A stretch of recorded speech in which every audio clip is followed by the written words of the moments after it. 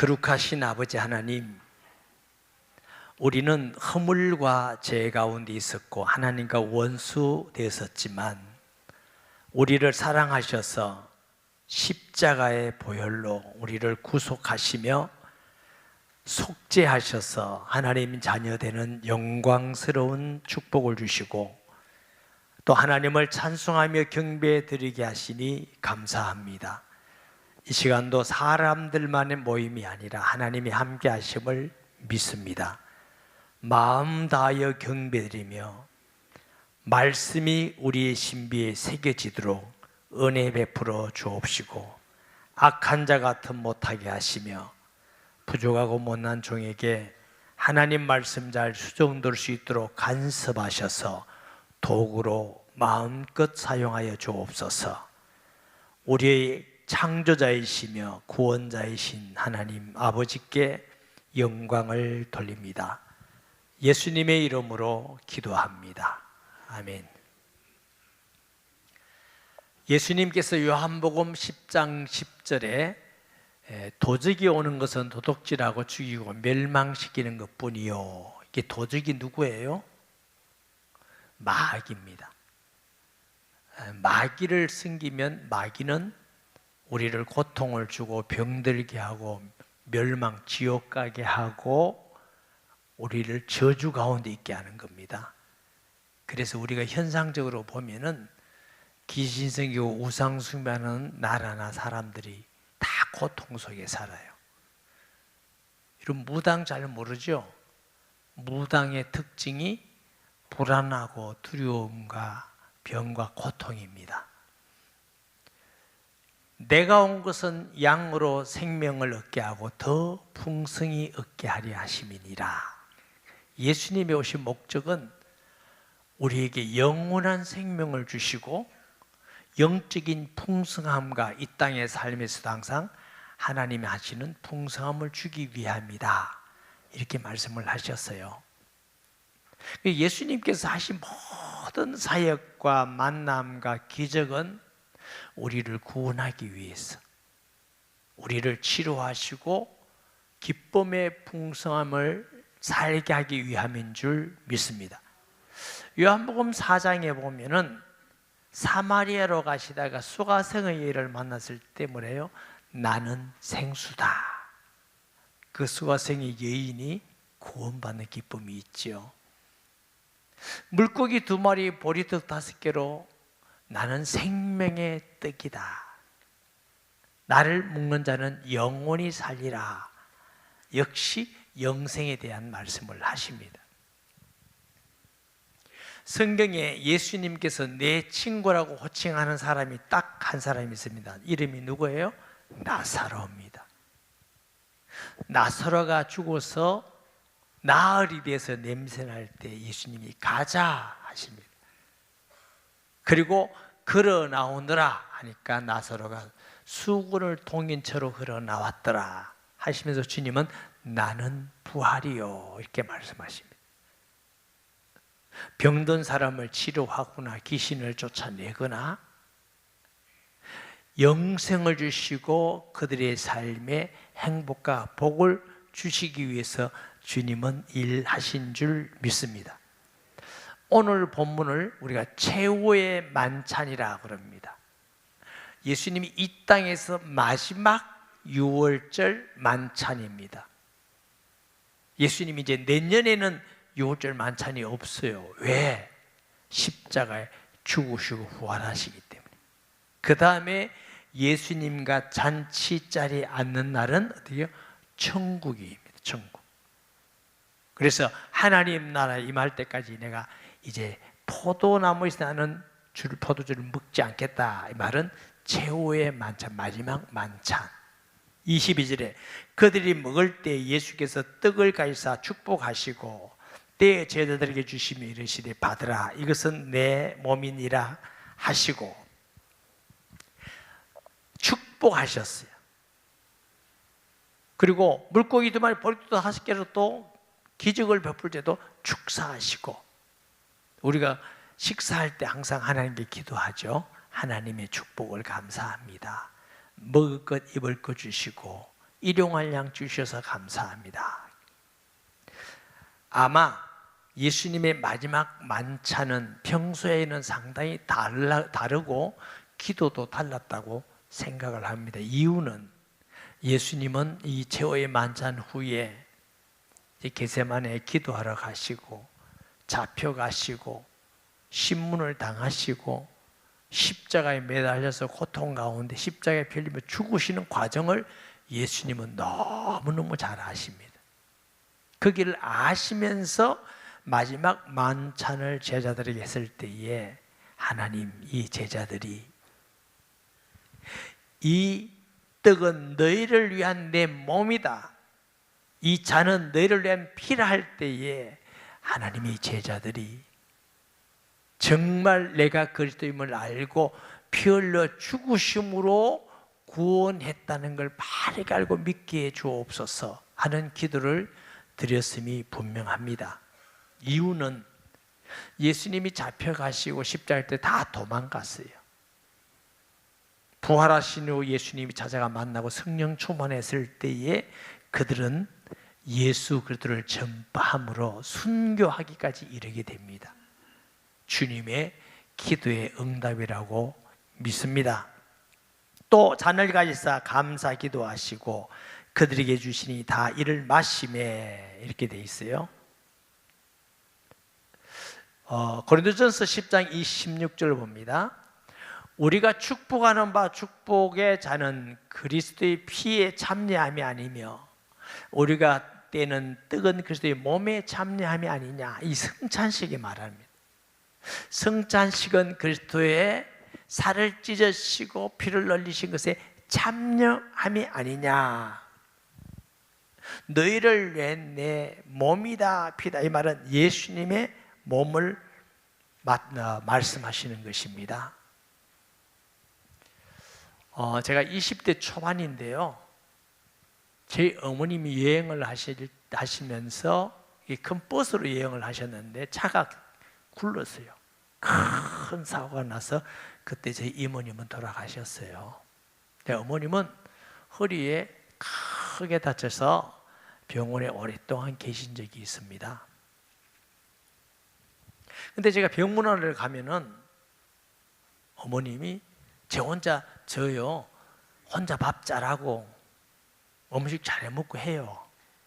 근데 그때 너무 많이 다쳐서 그런지 그때라도 보험회사에서 돈을 어머니에게 좀 드렸어요. 근데 그걸 날 주셔요. 내가 편하겠어요? 필요 없다고 굳이 주시는데 그걸 어떻게 이겨요? 이게 받는 것이 어머니를 편하게 하는 것이구나, 이 생각으로 제가 받았어요. 받아왔는데 마음이 많이 아팠는데, 그래서 제가 이제 혼자서 집에서 밥을 먹으려고 숟가락을 딱 떴는데 무슨 생각이 드냐면, 이 밥은 그냥 살과 반찬이라 우리 어머니의 살과 피구나 하는 생각을 제가 하게 됐습니다. 얼마나 마음이 아픈지 눈물이 나왔어요. 어머니는 저렇게 다치면서 허리가 부서질 만큼 고통하면서 이 아들에게 그 나오는 보험회사의 돈을 주시더라고요. 예수님을 생각하면서 주님이 십자가에 피 흘리고 살을 찢으면서 우리에게 주신 것이 구원이구나. 저와 여러분이 받은 구원은 세상의 은과 금으로 받은 게 아니라고 베드로는 말합니다. 그리스도의 보배로운 피다, 이렇게 말씀하셨어요. 하나님은 우리에게 구원을 그냥 선물로 주셨어요. 혹시 여러분 자녀들 계시죠? 여러분이 돈 벌어서 밥 먹는 거 아니잖아요. 부모님의 수고와 헌신을 통해서 밥도 먹고 옷도 입고 다니기도 하고 학교도 다니고 다 해요. 여러분 공짜였죠? 부모님은 공짜가 아닙니다. 피땀 흘려서 수고하고 애쓰고 때로는 다쳐가면서 힘들어가면서 그거 벌어서 여러분에게 그냥 주시는 거거든요.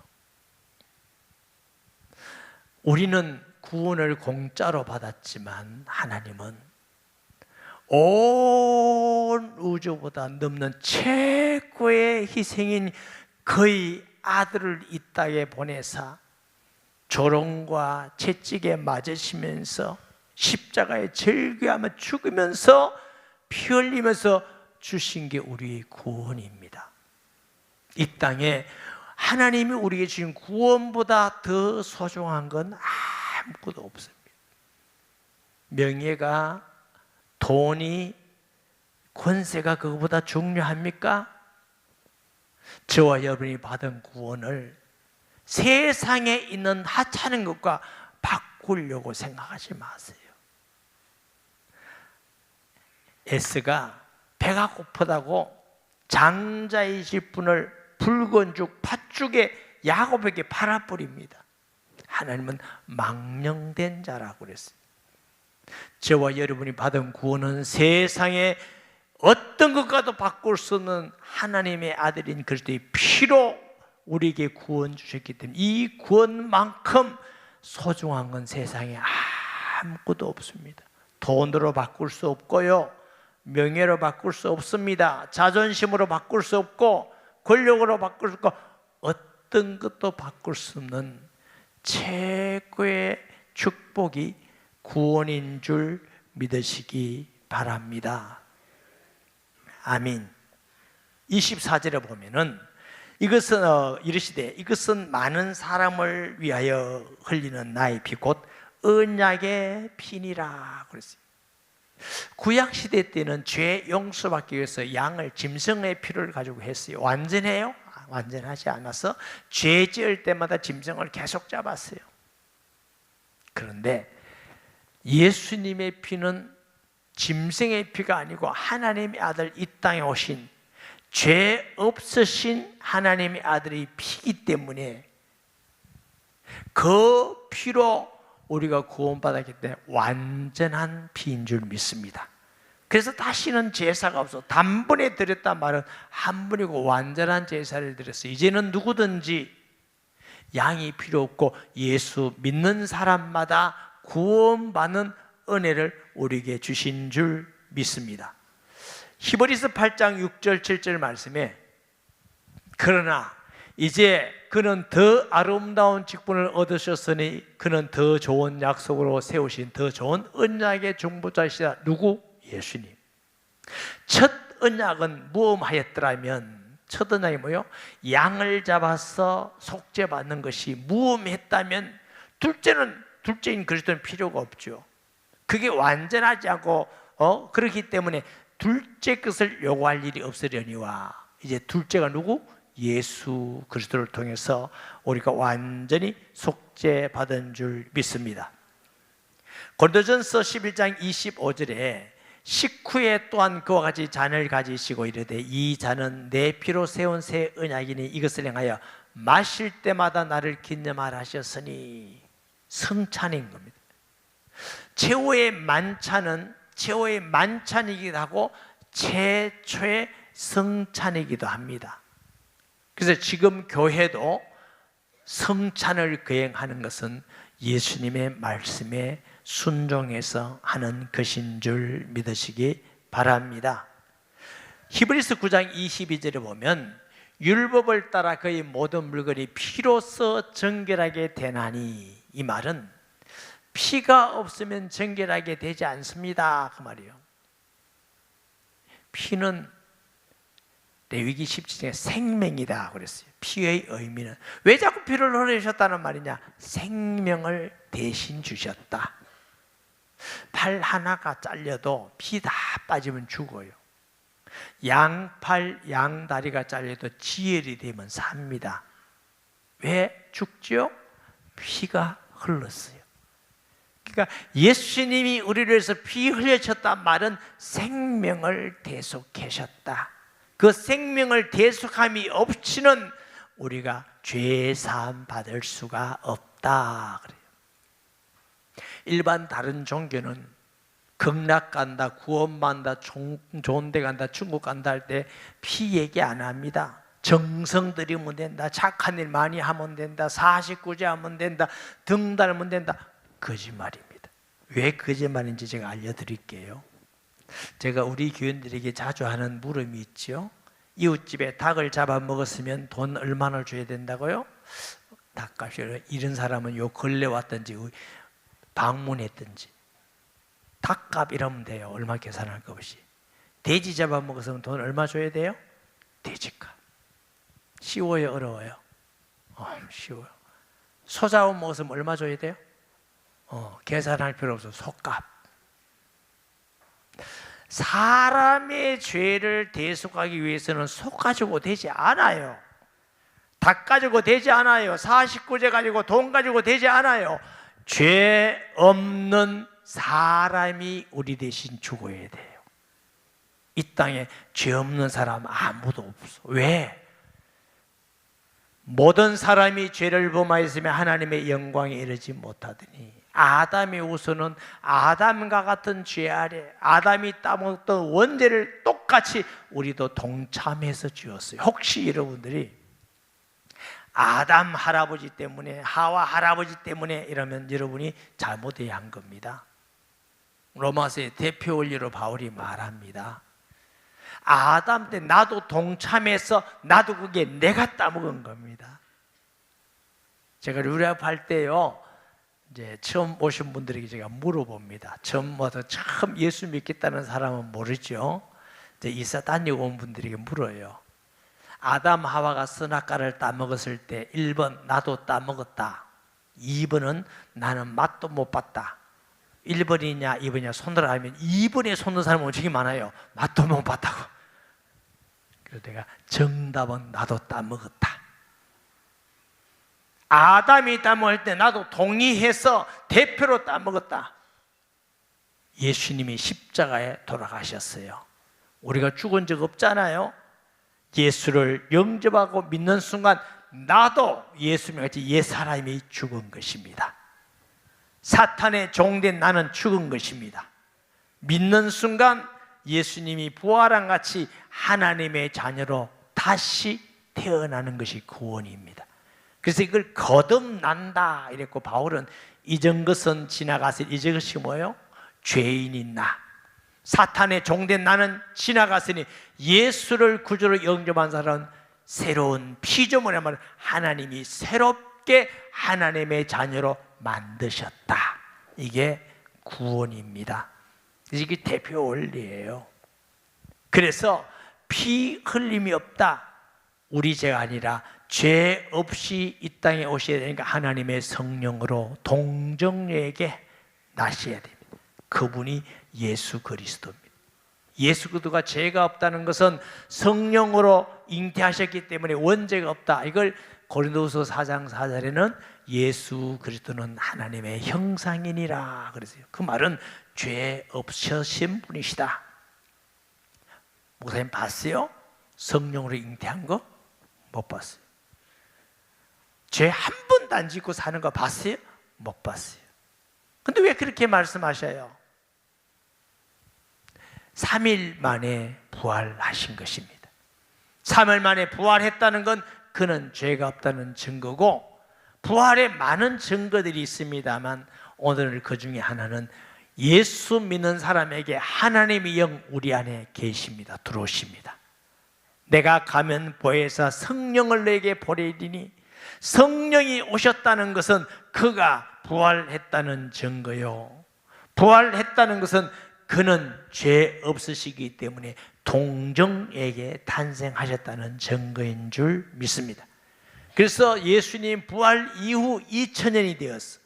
수십억의 인구가 아니고 지금도 수십억의 인구가 그 예수님 앞에 영접하고 나의 주 나의 하나님이라고 무릎 꿇고 기도하고 경배드립니다. 그 사람들 바보겠어요? 그 사람 다 무식해요? 아닙니다. 사실이기 때문에. 아멘. 그래서 예수님이 십자가에 피 흘리심으로 다 이루었다. 이제는 더 나은 제사가 있기 때문에 누구든지 예수를 구주로 영접하는 순간 하나님의 자녀됩니다. 죽으심으로 사망을 이기시고, 죽으심으로 사탄을 이기시고, 죄를 이기시고, 죽음으로 승리하셨습니다. 그래서 하나님의 방법은 칼을 드는 데게 칼로 이기는 게 아니라 죽음을 통해서 이기는 것이 주님의 방법인 줄 믿습니다. 내 자존심을 낮춤으로 이기고 양보함으로 이기고 손해봄으로 이기고 그러면 질 것 같으냐? 아니에요. 진리대로 승리하는 자가 되는 줄 믿습니다. 보세요.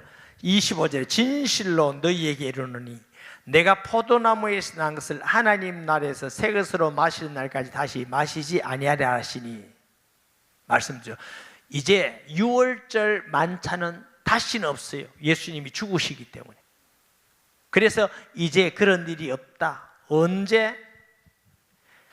새것, 하나님 나라에서 새 것이로, 하나님에서 새 혼인잔치. 우리는 예수님의 신부입니다.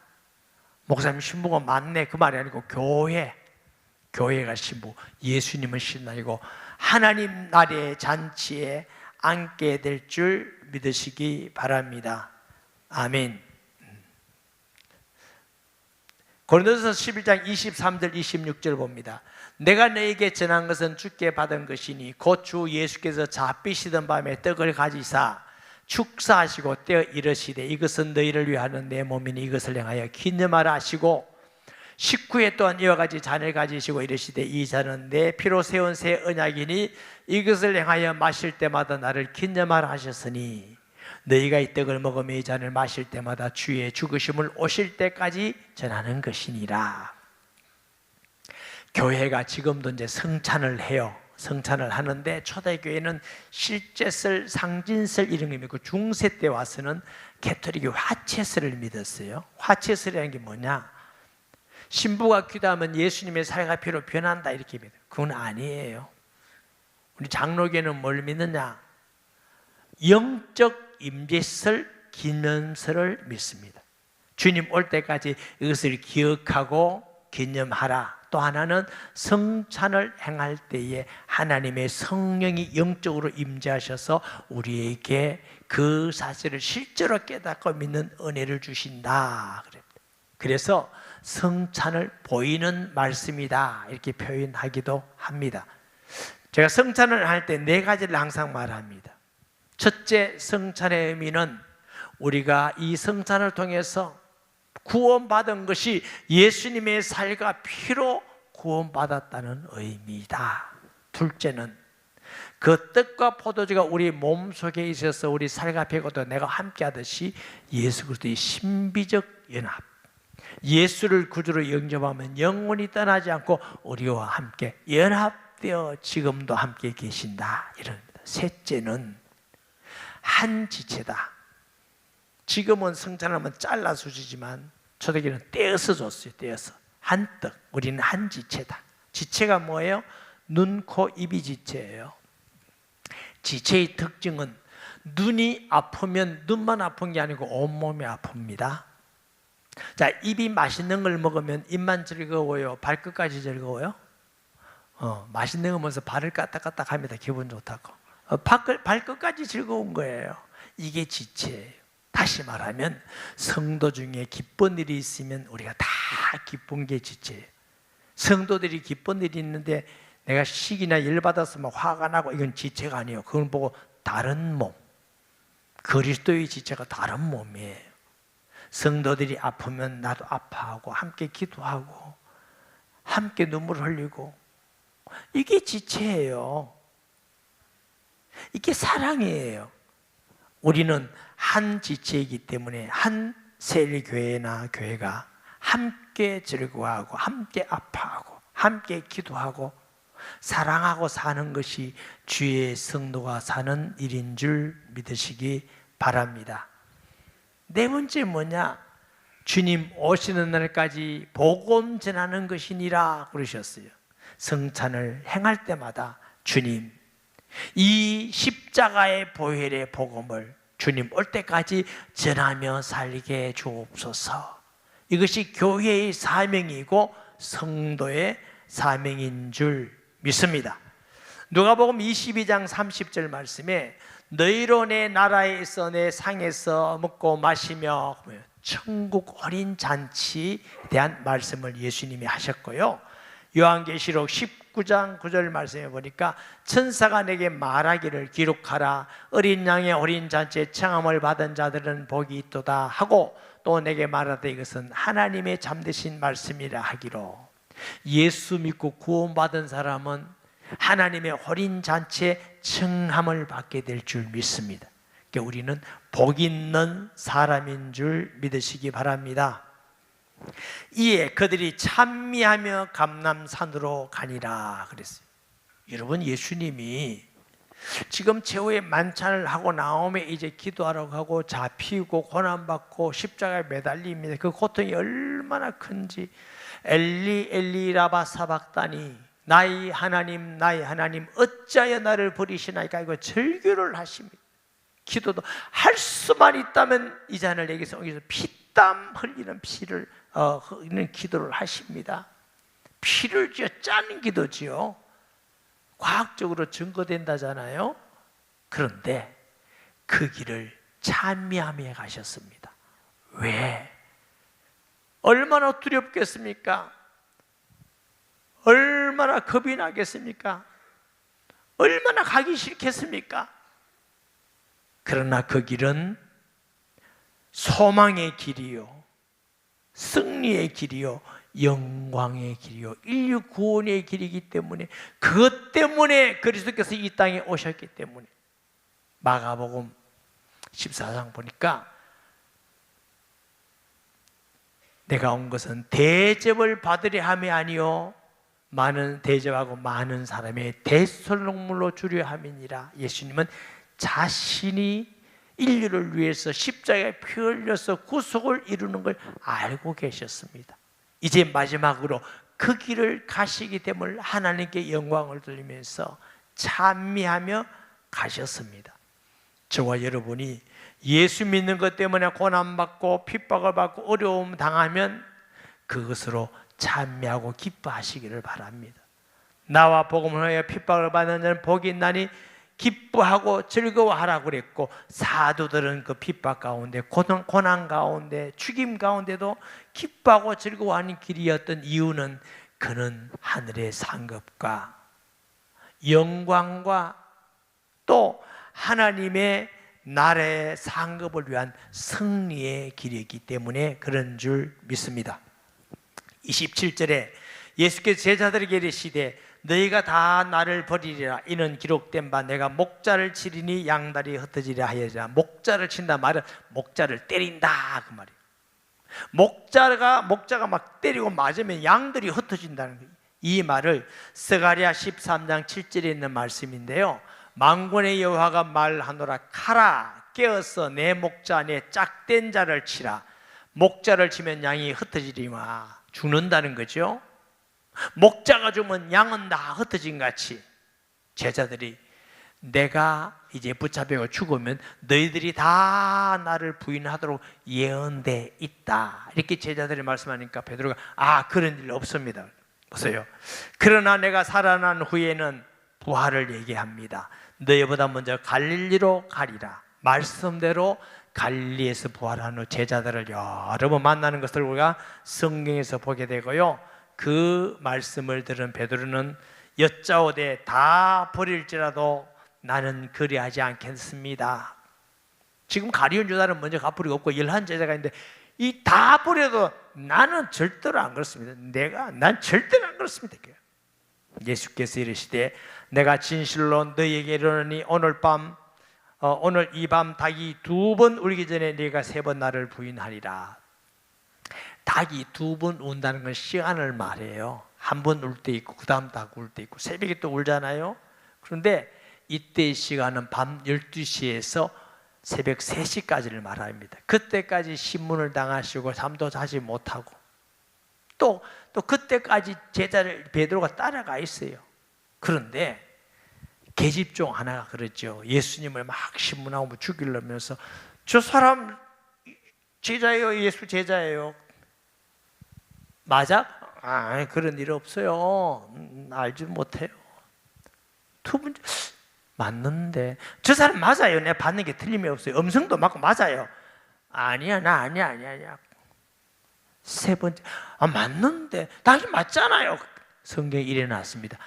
예수를 저주하면서 부인하더라. 내용은 없습니다. 뭐라고 저주했는지 몰라요. 그거 살라고 저주하면서 부인하는데 꺾여 하고 두 번 오니까 그때 예수님 말씀이 생각이 나서 베드로가 나가요.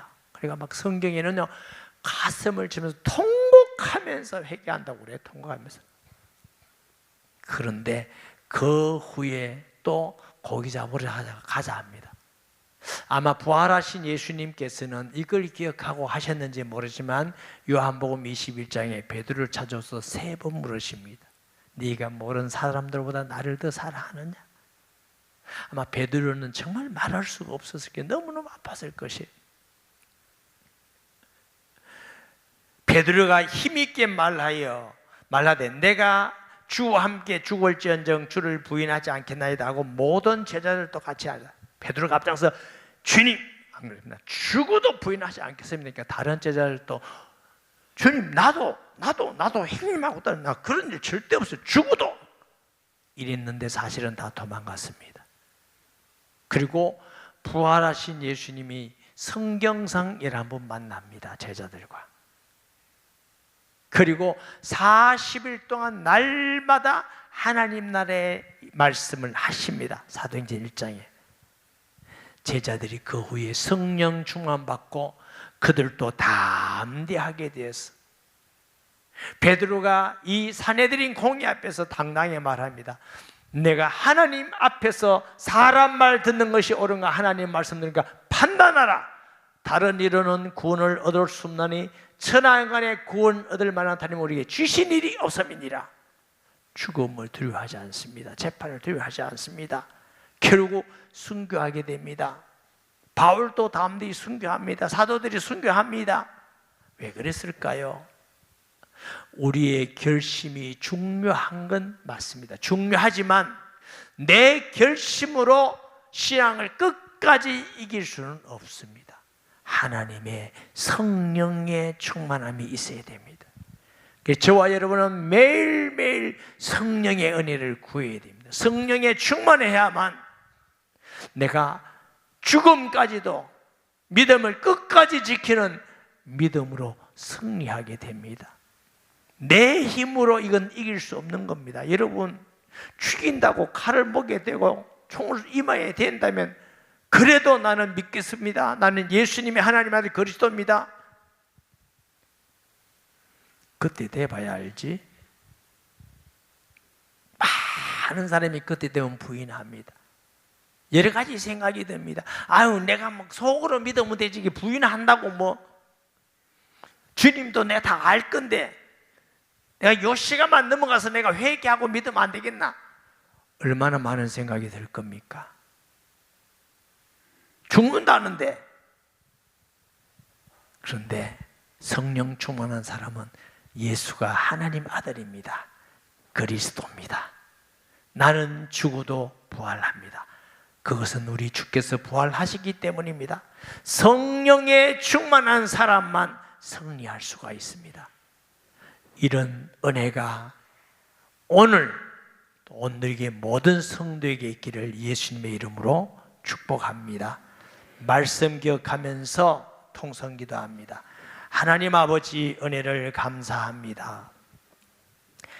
오늘 주신 말씀 기억하면서 예수만 하나님 아들 그리스도이며 하늘나라의 영광스러운 보좌를 부르고 이 땅에 오셔서 십자가에 피 흘려 죽기까지 하시고 우리에게 주신 것이 구원인 줄 압니다. 주여, 이 구원이 세상의 어떤 것보다 소중하므로 끝까지 믿음을 지키며 예수님 전하며 승리하도록 우리의 마음도 지켜주시고 성령의 충만함을 주셔서 승리하는 교회와 성도가 되게 하여 주옵소서. 예수님의 이름으로 기도합니다.